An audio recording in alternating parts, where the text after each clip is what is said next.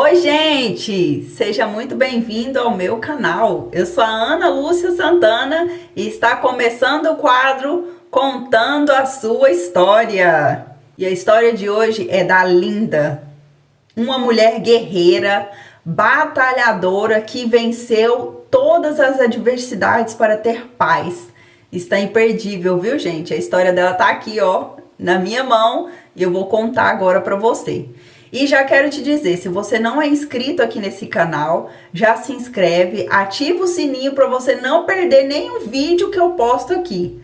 Toda sexta-feira, às 5 da tarde, tem vídeo novo no canal. Então vem comigo ouvir a história de hoje. A Linda de hoje, começa a história dela assim, né, já dando todos os detalhes, né, já vou dar spoiler aqui para vocês. Ela escreve muito bem. E assim, narrar a história dela pra mim é um prazer, né? E se você tem uma história de superação, uma história de divórcio, uma história que você passou por um relacionamento abusivo, uma história de divórcio, uma história de separação, uma história de superação e quiser que eu conte ela aqui no canal, é só você me inscrever. O e-mail é esse aqui no rodapé do vídeo. Eu vou ter o maior prazer de compartilhar a sua história para o Brasil e para o mundo.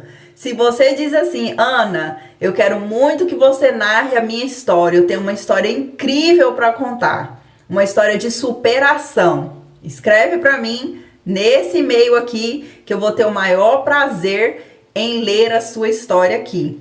Ou então, se você preferir, pode me mandar lá no direct do Instagram. O Instagram é esse aqui. Eu vou deixar tanto o Instagram quanto o e-mail para você na descrição desse vídeo, tá bom? Então, vamos para a história? Pega o seu cafezinho e vem comigo que a história é longa, viu?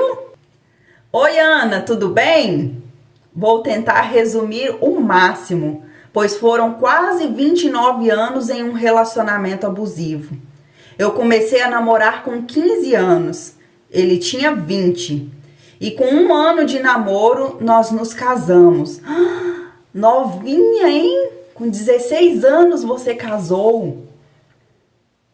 Eu era apaixonada.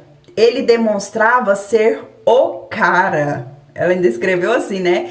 Ele demonstrava ser o cara. A maioria deles demonstra, né, gente? Demonstrava ser responsável, inteligente e simpático. Mas Ana, ele implicava comigo, implicava com as minhas roupas. E olha os sinais aí, hein? Começa assim, né? De leve, uma implicânciazinha aqui, uma crítica ali, uma coisinha aqui, outra ali, e a gente não vai observando os sinais. Mas desde o começo já teve, né? Implicava com as roupas dela. Eu era da igreja. Aliás, ela falou assim, eu era de uma igreja que não era rígida, mas ele queria que eu usasse saiote, blusas que tinham mangas compridas, até na metade do braço. Não podia passar maquiagem e nada de vaidade. Eu com 15 anos parecendo uma senhorinha de 80. Imagine só. Consigo imaginar. Ou seja, então no namoro ele já controlava as roupas dela, né? Queria que ela usasse saiote, saia longa, né? E blusa até na metade do braço. Não podia usar maquiagem, pensa? Uma menina de 15 anos, como ela mesma descreve, igual uma senhorinha de 80. Continuando. Ana, estava aí os sinais, mas eu ignorei. Foi o que eu acabei de falar, né? Pois eu achava que como ele foi criado com aqueles costumes, por isso ele agia assim. Com 3 meses de casada, eu fiquei grávida. Fiquei muito feliz, pois eu... Então você engravidou com 16 anos? Porque você conheceu ele com 15, namoraram 1 ano, casou. Então com 16 anos você engravidou, né? Gente do céu. Com 3 meses de casada, eu fiquei grávida e eu fiquei muito feliz, pois eu não iria me sentir tão sozinha. Mas infelizmente, então assim, você estava casada, mas estava se sentindo sozinha, né? Tá vendo aí, gente? Mais um sinal, né?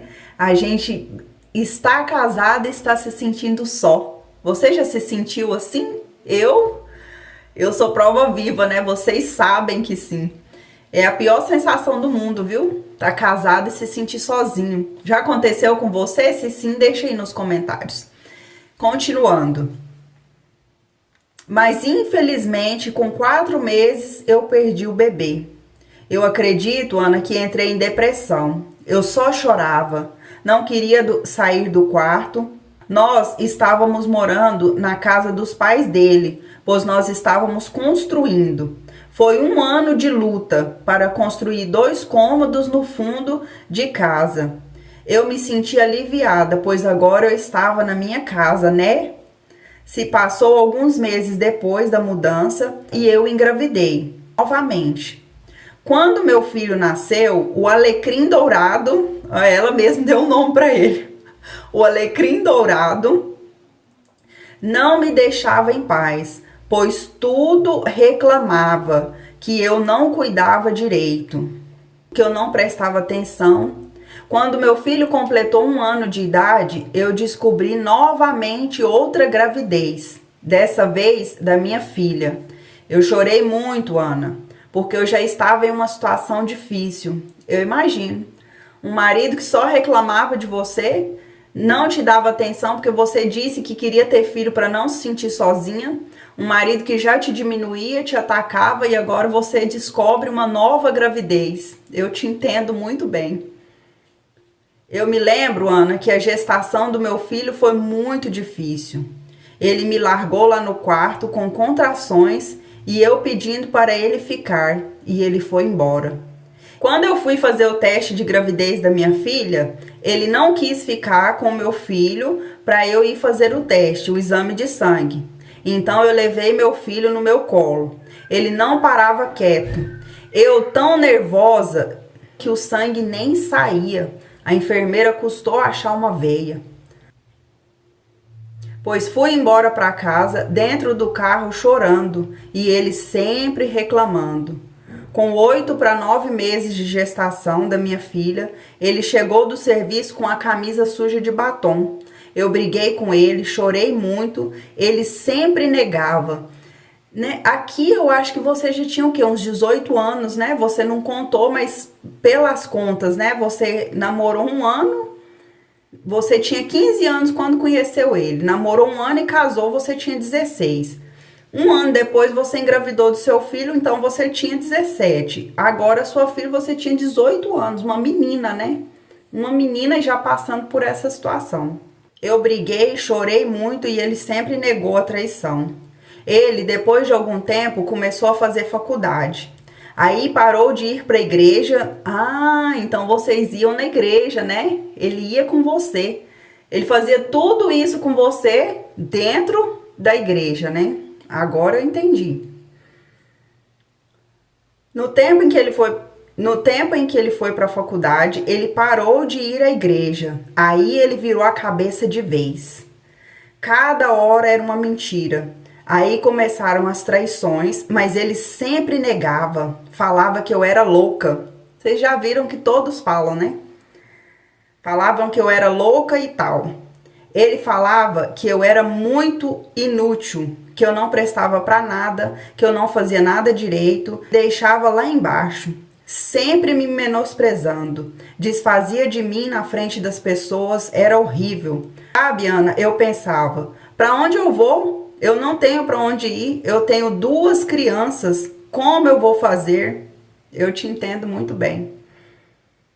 Eu orava, fazia campanhas na igreja, criei expectativas de que quando ele voltasse para a igreja ele iria ser transformado, mas tinha um detalhe, minha amiga. Ele não queria essa transformação. Eu descobri várias traições e em uma delas ele pediu perdão. Falou que não ia mais fazer e eu acreditei. Passado algum tempo, uma mulher entrou em contato com meu filho no Facebook, perguntando se ele era filho do alecrim dourado. E o meu filho disse que sim. Então, a mulher falou que ela era namorada do pai dele há 1 ano. E ela mandou até foto dos 2. E falou que eles tinham brigado, porque ela descobriu que ele estava traindo ela com outra. que no caso era eu. Meu Deus. Então ele tinha uma namorada, né, há 1 ano, mas casado com você. Entendi. Meu filho falou pra ela assim: como assim? O meu pai mora com a minha mãe, ele não é separado dela. Ele mentiu pra minha mãe falando que era separada. Então, Ana, sabe o que eu fiz? Eu perdoei ele mais uma vez. Passado algum tempo, ele voltou para a igreja. E eu toda feliz, amiga, achando, né, que ele ia ser transformado. Que ilusão a minha. Se passou 1 ano e nada. Ele estava na igreja e continuava pior. Eu pensava, ele deve estar sendo liberto após os cultos, só que as atitudes dele não mudavam. Era senha do celular, era senha no Facebook. Ele me bloqueou para eu não ver as coisas dele na internet, no Facebook. Parecia um solteiro. E eu fui morrendo aos poucos, pois a minha fé foi se esfriando, meu psicológico foi abalado e começou a afetar até a minha saúde. Comecei a ter crises de ansiedade e eu só conseguia pedir a Deus misericórdia. Eu tentava falar com ele, mas ele sempre na arrogância, na soberba, falava que divórcio era pecado. E trair não é não, né? Ai, gente, eu tento não dar minha opinião, sabe? Mas vocês acho que já me conhecem um pouquinho, né? É demais. É demais. Eles usam a Bíblia para manipular. Falava que divórcio era pecado. Eu só sei, minha amiga, que chegou o momento que eu falei com Deus, eu não aguento mais, e surtei.